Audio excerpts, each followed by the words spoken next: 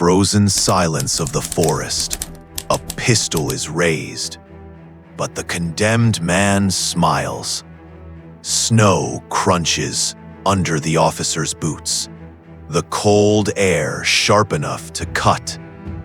Yet the accused stands unflinching, his hands lifted in surrender or defiance. That strange, final grin seems to belong to another world, one untouched by fear, moments before the stillness will break. November 1942.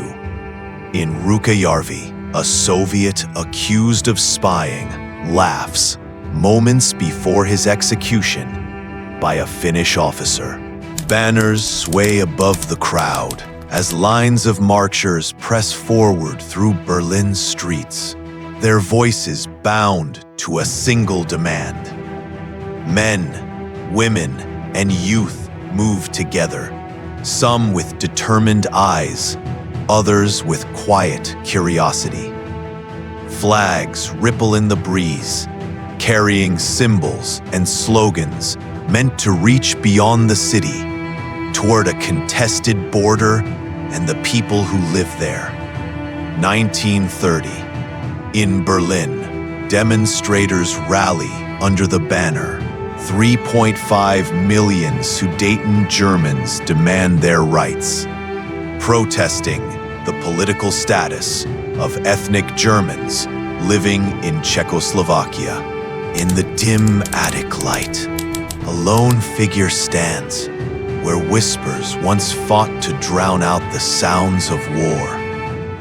His hands rest still, but his gaze is heavy, seeing not the empty boards, but the faces that once filled this space with hope and fear.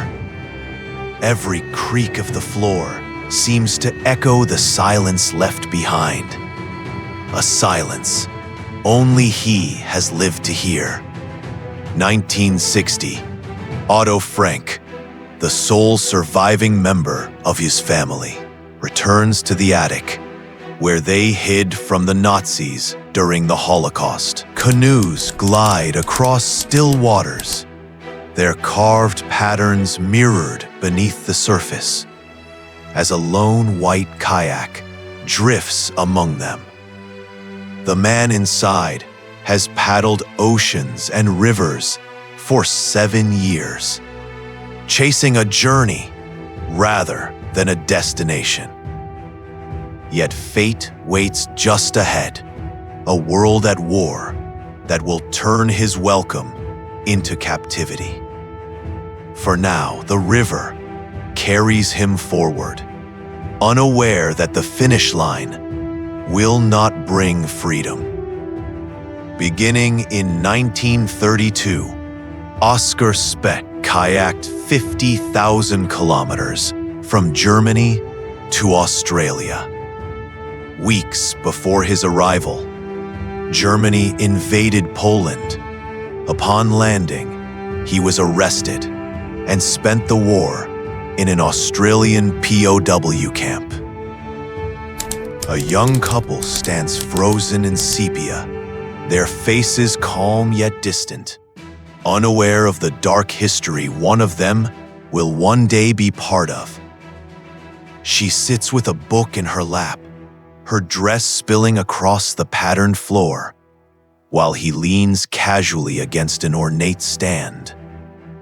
The air feels still, almost too still, a captured moment meant for love and memory, never for the shadow of infamy that would follow. Circa May 1st, 1869, Annie Chapman and her husband John Chapman on their wedding day. Years later, Annie would become the second canonical victim of Jack the Ripper. Boots thud on the cobblestones as soldiers swarm around the dark carriage, its polished wood hiding the ghosts of another war. Some glance at it with curiosity, others with grim satisfaction, knowing this rolling room once ended a conflict and will soon mark another nation's surrender. The word Europeans gleams faintly above the window, as if mocking the unity it once promised. June 1940. German troops remove the very train carriage used to sign the World War I armistice from a Paris museum, preparing to stage France's humiliation in the same place where Germany's own defeat had been sealed decades earlier, draped in white silk that spills like a river across the floor. She turns with quiet grace beneath the weight of a crown. Her gaze is lowered, as if lost in thought. The delicate folds of her gown capturing both splendor and solitude. The moment is frozen, a portrait of royalty poised between duty and the fleeting beauty of youth. In 1866, a year before her coronation, Empress Elizabeth of Austria posed in Vienna, wearing part of her Hungarian coronation dress, captured by photographer Emil Rabending. Under a blazing sun, a lone rider halts, his gaze lost beyond the horizon, posture rigid against the silence. Calm-faced, yet heavy-eyed, he sits in the saddle as if carrying more than his own weight. The horse shifts, sensing the quiet burden of a man whose legacy would one day touch the world. Circa 1924, British Army Captain Norval Sinclair Marley, father of Bob Marley, captured in a rare, haunting moment. Mud-caked boots, worn uniforms, and faint smiles, 3 soldiers stand close, as if the war beyond the frame is far away. Cigarettes rest between their lips, their posture easy despite the front lines not far off. A few quiet words pass between them, almost lost in the cold air. For a brief moment, they seem like friends in any small town, not men surrounded by conflict. Between 1914 and 1918, in Vignacourt, France, British soldiers share a moment of camaraderie during the long days of the First World War. His arms are crossed, gaze steady yet shadowed, the look of a young man standing at the edge of history. The weight in his eyes speaks of loss already endured, the kind that no youth should bear. The war is ending, the nation fractured, and his father's absence will shape the rest of his life. Still, there is a quiet resolve in his posture, as if he already knows he must carry a legacy not of his own making. Circa 1865, Robert Todd Lincoln, son of President Abraham Lincoln and future U.S. Secretary of War. Sunlight falls on skin etched with the memory of fire. Each scar, a map of a day when the world changed forever. He turns slightly, revealing the ridges and valleys carved deep into his back and arms. Not by time, but by an instant of unimaginable heat. Yet in his face, there's a quiet steadiness, a survivor's strength carried through the years. In 1947, in Hiroshima, Japan, a man shows the lasting scars from the atomic bomb captured by Carl Maidens for Life magazine. Once hailed as the savior of France, he now sits beneath the cold gaze of justice, his medals outshone by the weight of betrayal. The murmurs in the courtroom swell and fade like distant artillery, each voice carrying fragments of anger, disbelief, and grief. Behind the stoic face is a man who once led armies to victory, and later, a nation into submission. July 30th, 1945. Philippe Pétain, former hero of the First World War and head of Vichy France, stands trial for treason at the Palais de Justice in Paris. Ropes pulled tight, boots biting into the ice. They climb toward a sky split by jagged peaks. The wind cuts sharp, stinging faces flushed with cold and resolve.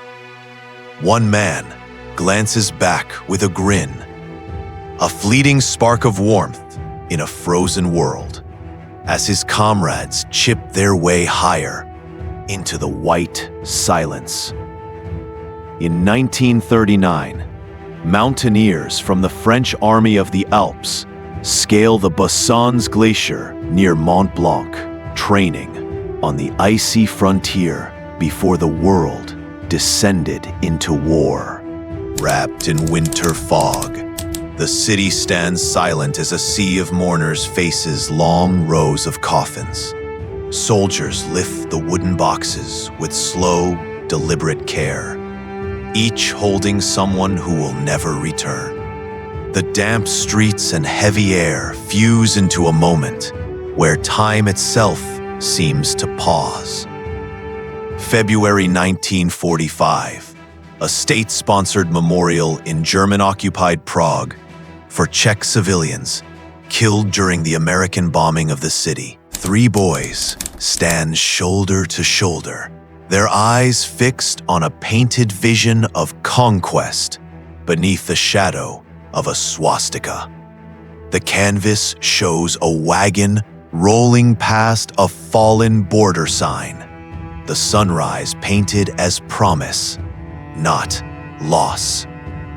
In the stillness of the classroom, young faces absorb the story as it is told to them, not of displacement, but of destiny. During World War II, German school children view an exhibit titled "The Land Calls You," promoting the colonization of Poland, featuring a painting of settlers crossing a toppled Polish border marker. On the shimmering tarmac, Japan's first jet waits, its sleek frame a final gamble in a war nearly lost. Mechanics stand by, the pilot's canopy open, as if taking one last breath before history moves forward. The air is heavy with urgency. August 1945, when each passing day could change the fate of nations.